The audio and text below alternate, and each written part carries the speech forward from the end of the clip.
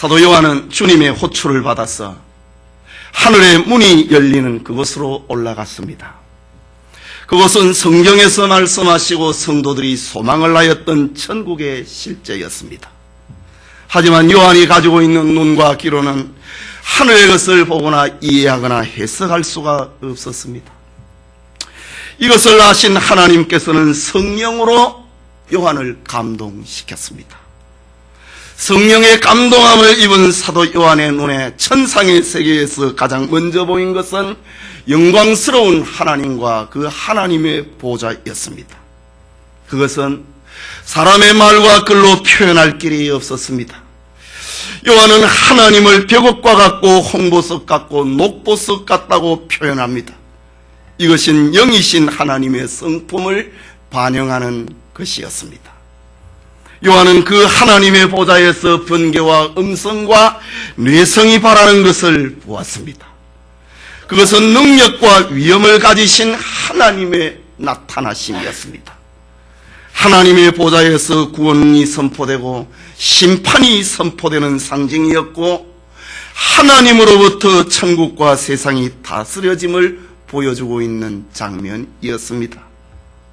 그 다음에 요한의 눈에 보인 것이 하나님의 보좌 둘레에 24장로들의 보좌가 있는 것을 보았습니다. 그런데 그곳에는 흰옷을 입고 머리에 금면류관을 쓰고 있는 이들이 앉아 있었습니다. 계시록 4장 4절의 말씀입니다. 저들은 구약과 신약의 모든 성도, 유대인과 이방인 중에서 구원받은 모든 성도들을 대표하는 자들이었습니다. 저들의 특징은 모두가 다 어린 양 예수 그리스도의 피에 그 죄를 씻어서 용서함을 입은 흰옷을 입은 자들이었습니다. 뿐만 아니라 저들 모두는 주님을 사랑하고 주님께 충성하고 주님 앞에 믿음을 지킨 사람들이었습니다. 그 증거가 24장로들의 모든 머리에 금면류관이 씌워져 있었기 때문입니다. 이는 장차 받을 교회의 영광을 말하는 것이고 성도들이 왕같이 영광을 누리게 될 것임을 보여주는 장면이었습니다. 계속해서 요한의 눈에 들어온 것은 하나님의 보좌 앞에 7 등불이 켜진 것과 7 영이신 성령이 활동하는 것을 보았습니다.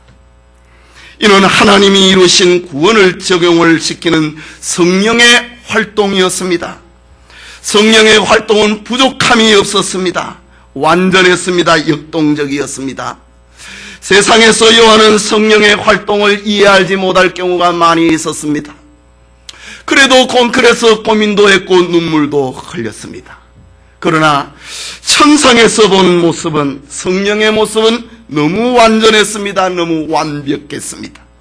성령이 어두움을 환하게 비치고 있었고 성도들의 갈 길을 인도하고 있었기 때문입니다. 이런 장면들은 세상에서 요한을 비롯한 성도들이 권력자들에 의해서 고통을 당하고 핍박을 받고 때로는 생명을 잃어버리는 일을 당한다 할지라도 모든 것이 하나님의 섭리 아래서 되어지는 것임을 보여주는 장면이었습니다. 과연 세상의 왕이 네로가 아니고 디도 장군이 아니고 하나님임을 보여주는 것이었습니다. 뿐만 아니라 이것은 성도들이 눈물을 닦을 수 있는 소망이었습니다. 이 땅에서 고난을 당하고 업신여김을 당하고 심지어 생명의 위협을 받을지라도 감당할 수 있는 힘의 근원이 천상의 세계를 목도하는 것이었습니다. 지난 시간에 이어서 하늘의 정경과 예배라는 제목으로 계시록 강해 계속하고자 합니다. 사도 요한의 하나님 앞에 이끌림을 받아서 그의 눈에 보여진 것이 지금까지 3가지였습니다. 하나님의 보좌와 그의 위용이었습니다. 보좌에 둘러싸여 있는 24장로들의 모습이었습니다. 그리고 7 등불과 7 영의 장면을 보았습니다. 계속되는 말씀, 그 다음에 요한의 눈에 보인 것이 수정같이 맑은 유리바다를 보았다 라고 합니다. 6절 말씀입니다. 보좌 앞에 지금 하나님의 보좌 앞을 말합니다. 요한의 눈에 네 번째로 보인 것이 보좌 앞에 수정과 같이 맑은 유리바다가 있고, 천국의 바닥입니다. 하나님의 보좌 앞에 바닥을 수정과 같이 맑은 유리바다다 라고 말합니다. 수정이라고 하는 것은 맑고 깨끗한 투명한 보석을 말합니다. 그리고 유리바다는 흔들림이나 동요가 없는 반짝이는 천상의 바닥을 묘사하고 있는 장면입니다. 이것은 그리스도의 구속을 기초로 하여서 이루어진 하나님의 나라는 완전하고 성결하고 조금도 어두움이나 더러움이 없음을 알려주고 있는 장면입니다. 천국에는 가시와 은근키가 없는 곳입니다. 수정과 같이 맑은 유리바다다. 돌뿌리에 밟혀서 고통을 당하는 그것이 아니라 오히려 신을 신으면 불편할 정도로 수정과 같이 맑은 유리바다가 하나님의 보좌 앞에 펼쳐져 있는 바닥이었다. 여러분, 천국을 알아야 천국을 가고 싶지요. 천국을 봐야 천국을 사모하지요. 이 세상의 것만 가지고 그것을 얻으려고 하니 믿음이 자라지를 않는 것입니다. 그래서 이 기록된 말씀을 읽는 자와 듣는 자와 그 가운데 기록된 것을 지키는 자가 복이 있다고 말합니다. 천국을 보아야 된다 이지, 들어야 된다는 말입니다. 그렇다고 해서 어떤 신비주의자가 되어서 성경에 기록하고 있는 것 외에 다른 것을 보려고 하는 것이 아니라 기록된 하나님의 말씀이 천국을 보여주기에 충분한 것입니다. 솔로몬이 이스라엘을 통치하던 시절에 이런 이야기가 있습니다. 솔로몬이 자신의 궁전을 건축을 하고 그 궁실 바닥을 맑은 유리바닥으로 가른 적이 있었습니다. 그때 시바의 여왕, 오늘날의 에티오피아입니다. 우리 오늘 아침에 에티오피아 선교를 위해서 연보드렸지. 시바의 영혼 에티오피아입니다. 그 여왕이 솔로몬의 초대를 받아서 솔로몬의 왕궁에 들어온 적이 있었습니다. 시바의 여왕이 왕궁실에 안내를 되어 걸을 때에 시바의 여왕이 그 바닥이 물인 줄 알고 치마를 걷어 올려갖고 걸었다라는 그런 솔로몬 시대의 이야기가 있습니다. 세상 나라는 시대에 따라서 그러나 변하고 요동칠 수밖에 없습니다. 그리고 그 마지막 날에는 하나님의 심판을 받아서 멸망을 받고 마는 것입니다. 그러나 사도 요한이 보았던 하나님의 나라는 완전 무결하고 영원하고 변함이 없는 수종같이 맑은 유리바다였더라 라고 합니다. 요한계시록 15장에 보면은 수정같이 맑은 유리바다를 가리켜서 장차 구원받은 성도들이 그곳에서 검은고를 타고 하나님의 영광을 노래하는 곳이다 라고 천상의 바닥을 요한계시록 15장 2절과 3절에 그렇게 기록하고 있습니다. 과연 요한이 본 하나님의 나라 곧 하나님의 보좌 앞은 깨끗하고 희왕찬란했고 영광스러웠습니다. 은혜와 평강이 넘쳐나는 곳이었습니다. 성도님, 오늘의 교회는 천국의 모형이요 천국의 그림자입니다. 교회는 예수 그리스도의 구속에 기초를 하고 있습니다. 교회는 천국을 생각을 하고 그 성결과 그 사랑과 그 은총을 본받아야 되는 것입니다.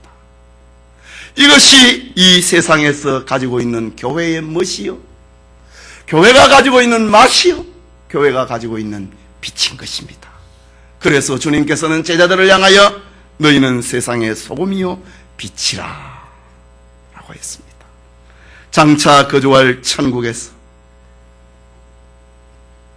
장차 거주할 천국을 오늘의 교회에서 그리고 성도들의 삶에서 맛을 내는 성도, 멋을 내는 성도, 그리고 빛을 내는 성도들이 되시기를 바랍니다.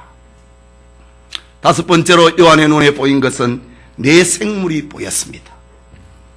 6절 말씀을 다시 봅니다. 보좌 앞에 수정과 같은 맑은 유리바다가 있고 보좌 가운데와 보좌 주위에 네 생물이 있는데 앞뒤에 눈이 가득하더라 라고 합니다. 이 말은 하나님의 보좌 곁에 네 생물이 진을 치고 대기를 하고 있는 장면입니다. 하나님의 보좌 주변을 상상을 해봅니다. 하나님의 보좌 둘레에 24장로가 앉아있다고 했습니다. 그리고 네 생물은 하나님의 가장 가까운 곳에서 하나님께 시중을 들고 있는 장면입니다. 우리 텔레비에 사극에 보면은 임금과 신하 사이에 왕명을 출납을 하는 성정원에 그 도성지가 있지요. 요즘 표현을 하면은 비서실장이 왕명을 대통령의 명을 받았어. 그 왕정시대의 왕명을 받아서 시행을 하는 신하와 임금 사이에 있는 사람. 도성지지요. 비서입니다. 요즘 표현을 하면. 사도 요한이 하나님의 보좌를 보았다. 그리고 그 보좌 둘레에 24장로들이 앉아있더라. 그리고 하나님과 24장로 둘레에 네 생물이 진을 치고 하나님의 입에서 떨어지는 말이 무엇이든지 시행을 할 준비를 하고 있더라 라는 말입니다. 하나님 보좌 곁에서 비서의 역할을 하고 있는 네 생물의 모습을 7절에 기록을 합니다. 그 첫째 생물은 사자 같고 둘째 생물은 송아지 같고 그 넷째 생물은 얼굴이 사람 같고 그 넷째 생물은 날아가는 독수리 같은데 라고 합니다. 여기 생물이라고 하는 네 생물이라고 하는 헬라 말은 조온이라고 하는 말입니다. 이것은 특별한 생명체를 말합니다. 단순한 천사가 아니라 24장로처럼 모든 천사를 대표하는 천사들, 곧 천사장들 4명의 넷 천사장들이 하나님의 보좌 둘레에 진을 치고 있더라 라고 합니다. 그 첫째 생물은 사자와 같았다 라고 합니다. 사자는 권세와 강력한 능력을 상징을 하고 있는데 그 천사는 하나님의 주권과 하나님의 능력을 시중을 드는 천사라는 말입니다. 둘째 생물은 송아지 같았다 라고 합니다. 송아지는 온유하고 희생과 봉사를 상징을 합니다. 하나님의 온유하심과 희생하심과 봉사로 시중을 들고 있는 천사를 말합니다. 넷째 생물의 얼굴은 사람과 같았다 라고 합니다. 사람은 지혜를 상징을 합니다. 하나님의 지혜를 시중드는 천사장을 말합니다. 넷째 생물은 날아가는 독수리 같은데 날아가는 독수리 같더라. 독수리는 민첩성과 신속성을 상징을 하는데 하나님의 명령을 민첩하게 시중을 드는 그 천사장을 두고 하는 말입니다. 이처럼 요한이 본 천상의 광경은 천사들과 천사장이 하나님의 나라에서 하나님께 시중을 들고 있었습니다. 죄를 미워하고 심판하시는 하나님의 공의를 나타내기 위하여서 천사들이 시중을 들고 있었습니다. 하나님의 주권과 하나님의 온유하심과 하나님의 지혜와 하나님의 신속함을 시중을 들고 있는 천사장들의 모습을 요한이 보았다. 천국의 세계입니다. 장차 우리가 경험을 할 세계입니다. 그런데 요한이 본 네 생물의 공통된 특징은 그 몸에 6 날개가 있더라 라고 합니다. 8절을 봅니다. 네 생물이 각각 6 날개가 있고 천사장의 모습입니다. 이것은 지난날 이사야 선지자가 성전에 떠 보았던 것과 같은 장면입니다. 이사야 6장 1절과 2절에 보면은 우시야 왕이 죽던 해에 내가 본즉 주께서 높이 들린 보좌에 앉으셨는데 그 옷자락은 성전에 가득하였고 스랍들은 모셨었는데, 이 스랍이라는 말은 천사의 다른 이름입니다. 모셨었는데 각기 6날개가 있어 그 둘로는 얼굴을 가리었고 그 둘로는 발을 가리었고 그 둘로는 날며, 6날개의 기능을 말합니다. 이사야가 보았던 천사들은 2날개로는 얼굴을 가리었다. 이것은 하나님을 향한 지극한 경외심을 나타냅니다. 2날개로는 발을 가리었다. 이것은 지존하신 하나님에 대한 지극한 겸손을 나타냅니다. 2날개로는 날았다. 천사들의 사역의 순종성을 가리키는 말입니다. 사도 요한도 하나님 앞에 시중을 두는 네 생물 천사장들을 보았는데 6날개가 있었다라고 합니다. 뿐만 아니라 네 생물의 안과 주위에 눈이 가득했다. 6절 후반부에 보면은 보좌 주위에 네 생물이 있는데 앞뒤에 눈이 가득하더라. 그 생물의 몸에 눈으로 꽉 차 있더라 이 말입니다. 눈으로 반짝이고 있는 장면을 보았습니다. 또 8절에는 네 생물이 각각 6날개가 있고 그 안과 주위에 눈이 가득하더라 라고 표현합니다. 안과 밖에 눈이 있더라. 그 안과 주위에 눈이 가득하더라. 이 말은 어디서든지 볼 수 있다고 하는 것을 의미합니다.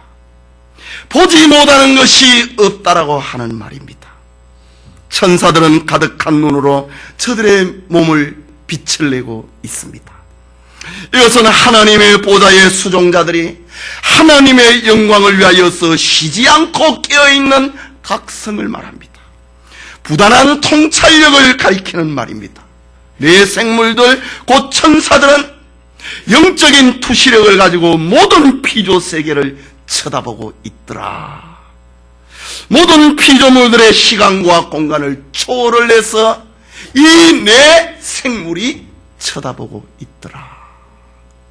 하나님의 입에서 떨어지는 말을 즉시 시행하려고 준비를 하고 있는 천사. 저들의 몸의 안과 밖에 눈으로 가득하더라. 보고 또 보고 또 보고 또 보고 보지 못하는 것이 없는 그런 천사들의 모습이었다 라고 합니다. 그런데 이 네 생물 천사들이 무엇을 하고 있는가? 저들은 하나님의 보좌 곁에서 쉬지 않고 감사 찬송을 하는 장면을 보았습니다. 그의 둘째로 천사들의 예배입니다. 요한계시록 21장과 22장에 보면은 천국 생활의 아름다움에 대해서 기록을 합니다. 그렇지만 이 세상에서 성도들의 삶의 그 절정이 예배입니다. 여러분의 삶에 있어서 절정이 무엇이라고 생각을 합니까? 우리는 연약함을 가지고 있기 때문에, 분별력이 약하고 있기 때문에, 이해력이 약하기 때문에 우리의 삶의 절정이 무엇인지를 우리가 잘 알지 못할 때가 있습니다. 직장인지 가정인지 뭔지 막 뒤죽박죽에 대해서 섞여 있습니다. 그러나 우리의 삶의 절정은 예배입니다. 에덴 동산에서 아담과 하와가 처음 지음을 받았을 때에 저들의 삶의 절정은 예배였습니다. 요한계시록 21장과 22장에 성도들의 천국 생활의 아름다운 천국 생활에 대해서 기록을 하고 있지만은 모든 천국 생활의 절정이 무엇인가? 예배다. 사도 요한의 눈에 보인 것이 예배 드리는 광경을 요한이 보았다라는 겁니다. 먼저 요한은 하나님의 보좌 앞에 있는 네 생물들이 밤낮 쉬지 않고 하나님을 찬미하는 광경을 보았습니다. 하나님께 찬양 드리는 일은 본래 모든 피조물들의 사명이었습니다.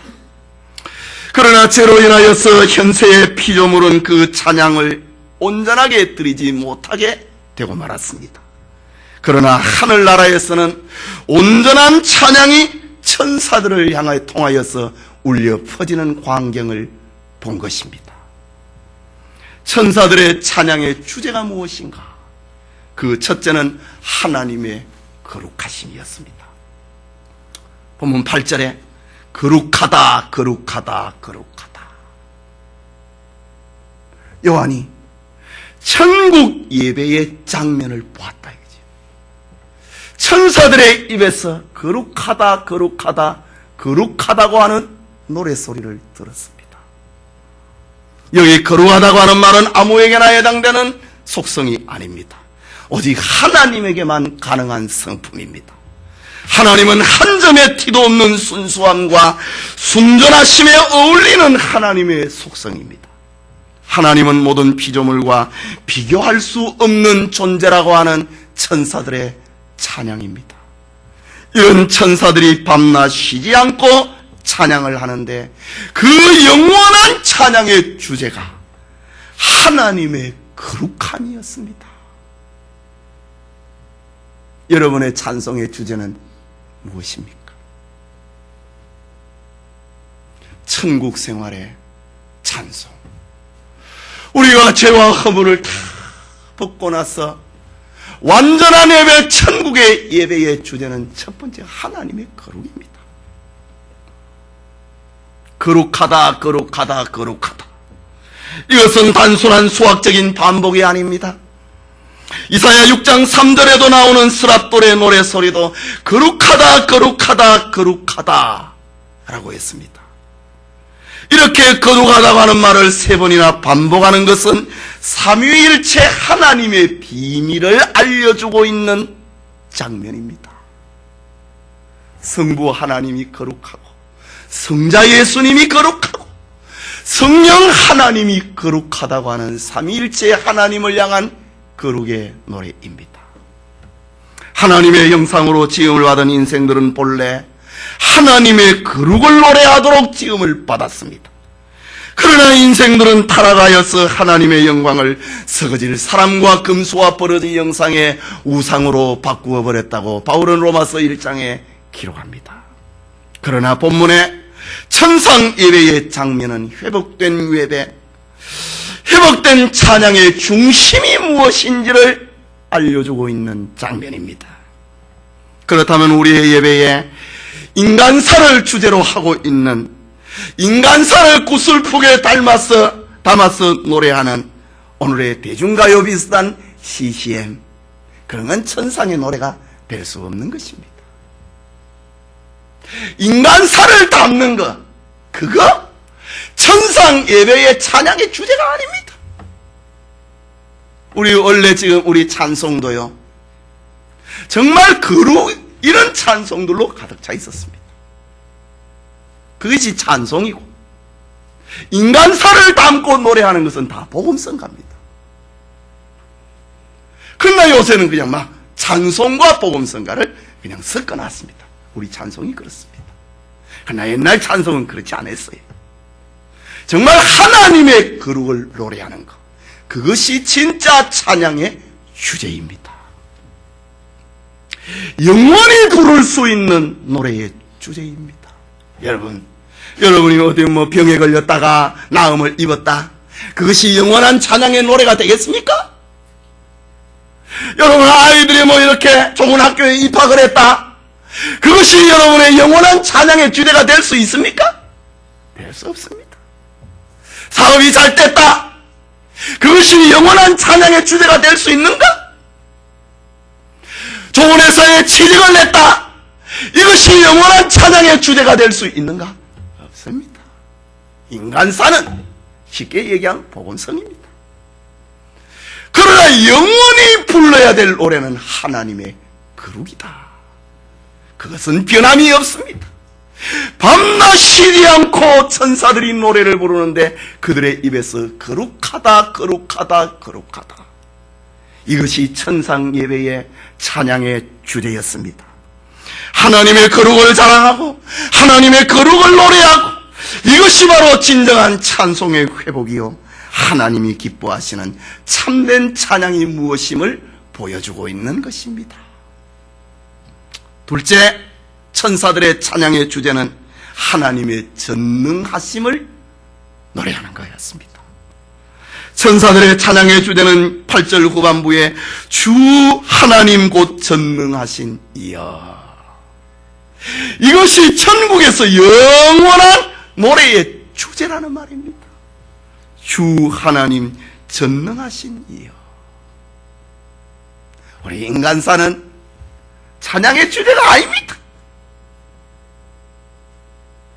영원히 변함이 없고 영원히 힘을 발휘하는 노래의 주제는 주 하나님 전능하신 이여. 이 말은 하나님은 어떤 권세자도 맞설 수 없는 전능자라고 하는 말입니다. 온 세계에 하나님께만 진정하고 참된 권세와 권력이 있다고 하는 말입니다. 요한은 세상의 군왕들이 찬양과 존귀를 받고 있는 자리에 있는 것을 보았습니다. 네로가 그랬고 디도 황제가 그랬고, 그리고 지금 도미시안 황제에 의해서 유배지에 끌려가 있는 요한이 살고 있던 그 시대가 그랬습니다. 황제들이, 로마의 황제들이 찬양과 경배를 받고 있었습니다. 특별히 도미시안 황제는 황제 숭배를 예배의 대상으로, 신의 대상으로 자신을 격상을 시켰고 로마 제국을 통치를 하고 있을 때였습니다. 그러나 사도 요한이 보았던 영원한 주 하나님 전능하신 예배의 대상은 하나님밖에 없음을 보았습니다. 천상 예배를 통해서 본 것은 오직 하나님만이 찬송을 받으시는 합당한 전능자라고 하는 것입니다. 이런 천사들의 노래는 순간적인 것이거나 그림자 같거나 일시적인 것이 아니었습니다. 하나님이 온 세상과 우주를 통치하신다고 하는 천국에서의 영원한 노래의 제목이었다. 노래의 주제였다. 노래의 내용이었다. 하나님의 전능하심은 노래하고 또 노래해도 실증이 나지 아니하는 그런 힘을 가져다주는 찬양이었다. 오늘 우리의 예배에 성숙한 찬양도 이를 본받을 수 있기를 바랍니다. 계속되는 천사들의 노래는 하나님의 영원하심을 찬양합니다. 8절 계속해서 8절 마지막에 전에도 계셨고 이제도 계시고 장차 오실 자, 천사들의 노래의 주제입니다. 여기 전에도 계셨다. 이 말은 하나님께서 만물의 존재의 근원이라고 하는 말입니다. 하나님이 우리 신앙의 근원이라고 하는 말입니다. 하나님이 우리의 구원의 근원이라고 하는 말입니다. 전에도 계셨던 하나님이, 그 다음에 이제도 계신 하나님, 하나님은 현재와도 관계를 맺고 계시는 살아계신 하나님이라는 말입니다. 과거의 하나님으로 끝나는 것이 아니고 지금도 계신 하나님이다. 시편의 성도는 날마다 우리 짐을 지시는 주 곧 우리의 구원이신 하나님을 찬송할지로다. 날마다 우리의 점을 대신 져주시는 하나님이라 했습니다. 예수님은 내가 세상 끝날까지 너희와 항상 함께 있으리라. 현재와 관계하고 계시는 하나님이었습니다. 그리고 장차 오실 분이라고 합니다. 이 말은 하나님이 우리의 소망의 근거가 되시는 분이라는 말입니다. 이것이 천사들의 찬송의 주제였습니다. 보좌에 앉으신 여호와 하나님은 모든 피조 세계와 구별이 되신 거룩한 분이었습니다. 초월하신 하나님으로 피조물과는 영원히 구별이 되는 전능자셨습니다. 하나님이 만물의 존재의 근원이시고 그 하나님이 우리와 함께 하시고 우리의 소망의 근거이심을 천사들의 예배, 천사들의 찬양을 통하여서 나타나고 있었습니다. 이것이 회복된 예배의 모습입니다. 창조주 하나님과 그리고 사람과 자연의 완전한 조화를 보여주고 있는 모습입니다. 창조 질서가 회복이 될 때에 하나님 앞에 피조물의 노래의 제목이 무엇인지를 알려주고 있는 장면입니다. 뿐만 아니라 우리의 예배와 찬송이 하나님 성품 중심으로, 하나님의 사역 중심으로, 하나님의 임재 중심으로 모아져야 함을 우리에게 보여주고 있는 장면입니다. 그 다음에 24장로들의 예배가 나옵니다. 네 생물들의 찬양에 이어서 24장로들이 하나님께 예배를 드리는 장면입니다. 24장로들은 구약의 교회, 신약의 교회, 전체 성도들이라고 했습니다. 오늘 본문의 말씀은 구원받은 성도들의 천상 예배를 보여주고 있는 장면입니다. 그 첫째가 보좌에 앉으신 이에게 경배하는 것입니다. 10절 말씀에 24장로들이 보좌에 앉으신 이 앞에 엎드려 세세토록 사시는 이에게 경배하고 라고 합니다. 9절에 보면은 네 생물들이 영광과 존귀와 감사를 보좌에 앉으사 세세토록 사시는 이에게 돌릴 때에 24장로들이 보좌에 앉으신 이 앞에 엎드려, 그러니까 천사들의 찬양과 24장로들 성도들의 찬양이 같이 어울러서 되어져 가고 있는 장면입니다. 24장로들이 보좌에 앉으신 이에게 엎드려 세세토록 사시는 이에게 경배하더라.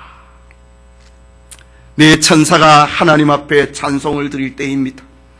24장로들이 함께 찬송을 드립니다.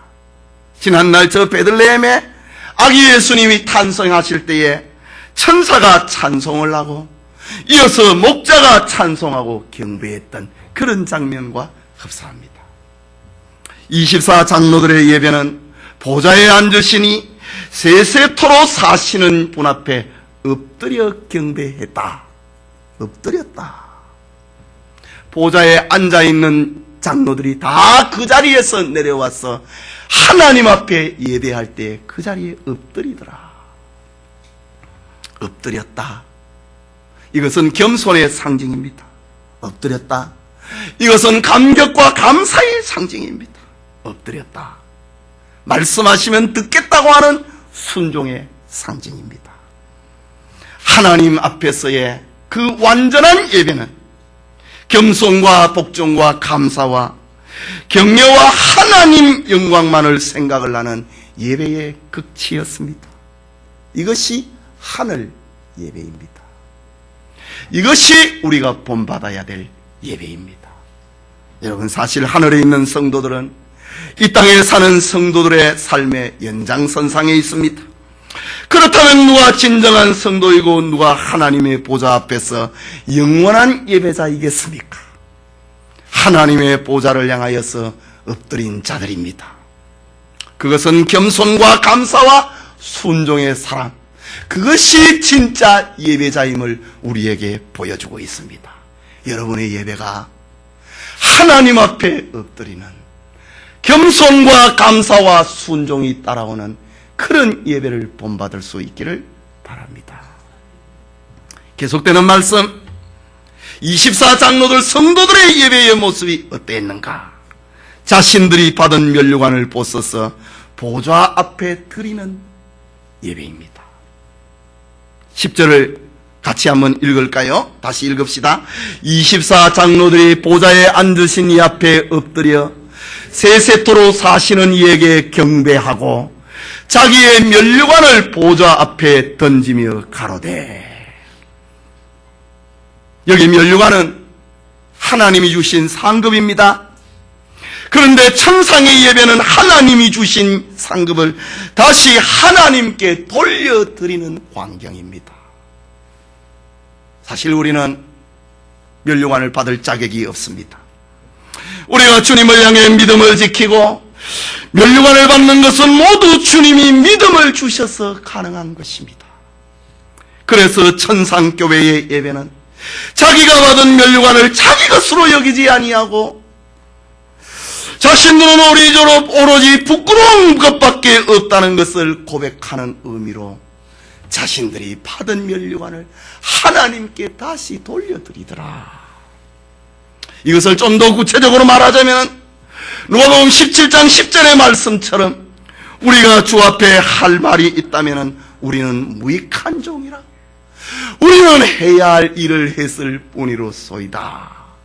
그 장면이 천상의 예배다 라는 말입니다. 자기의 공로를 내세우는 자가 아무도 없는 예배, 그것이 천상 예배요 완전한 예배라는 말입니다. 여러분이 하나님 앞에 나와서 무슨 기득권을 주장을 합니까? 무슨 공로를 내세웁니까? 그것은 예배가 아닙니다. 하나님 앞에 온전한 예배는 저 24장로들의 예배를 통하여서 보여주고 있는데, 우리가 받은 상급의 면류관을 다시 하나님 앞에 돌려드리는 것, 모든 것이 하나님의 은혜였음을 고백을 하는 것입니다. 그렇다고 오늘 본문의 내용이 날마다 면류관을 벗었다가 주었다가 벗었다 주었다고 하는 그런 장면은 아닙니다. 이것은 성도들의 완전한 하늘 예배의 중심이 어떻다고 하는 것을 보여주고 있습니다. 천상 예배의 중심은 자기의 공로를 내세우는 이가 아무도 없는 예배더라. 모든 것이 하나님의 은혜라고 24장로들이 전부 자기 머리에 금면류관을 벗어서 하나님께 돌려드리더라. 하나님이 저에게 믿음을 주셔서 했을 뿐입니다. 나 같은 죄인을 구원해 주신 것만 해도 감격 감사합니다.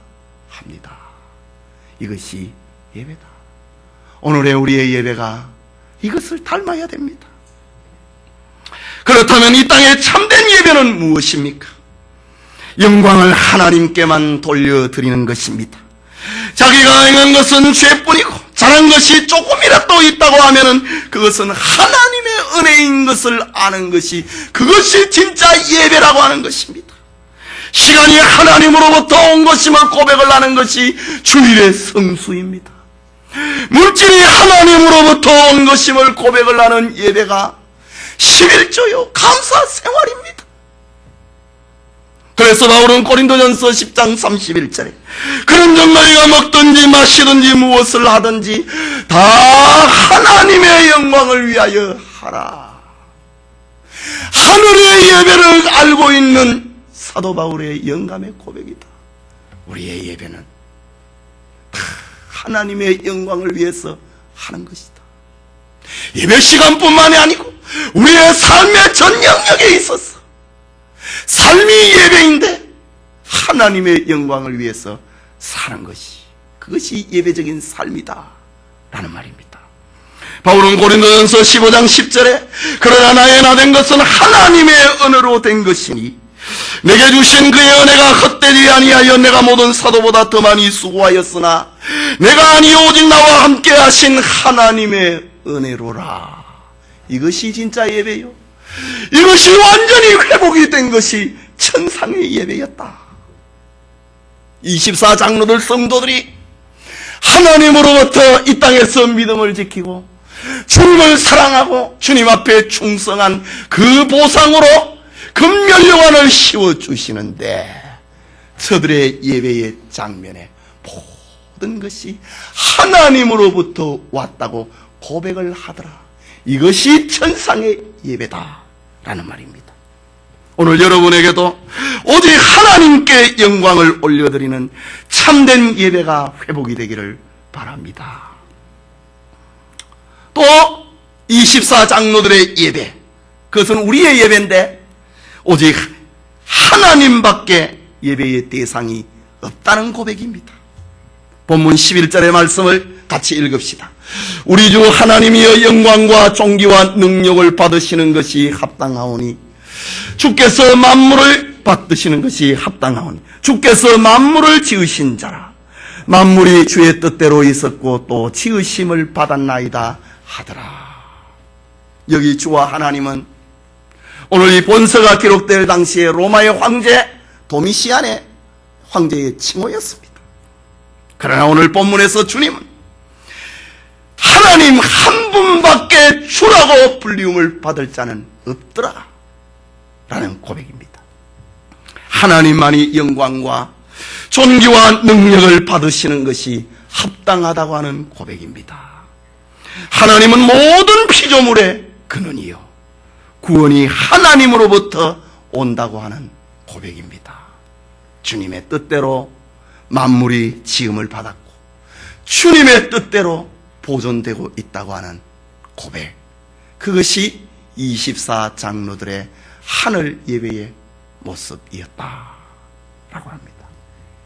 성도 여러분, 하늘에 열려있는 보좌는 실존하는 천국의 세계를 보여주고 있는 것입니다. 이 실존의 세계는 하나님의 계시에 의해서만 볼 수 있고 들을 수 있고 해석할 수 있고 찬양할 수 있는 신비 중의 신비입니다.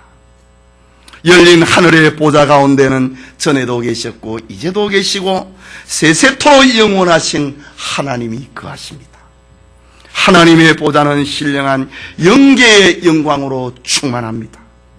하나님 자신의 본체의 영광, 하나님의 거룩함과 의로움과 자비, 하나님의 전능과 영원함으로 천상의 세계는 충만합니다. 거기에는 더러움이 없고 거기에는 어두움이 없고 거기에는 악한 것은 생각조차 할 수 없는 곳입니다. 하나님의 보좌 곁에 수종자들인 천사들이 부단한 활동과 기민성과 통치성을 가지고 하나님을 섬기고 있습니다. 이 모든 피조세계의 완전한 조화가 무엇인지 보여주고 있는 장면입니다.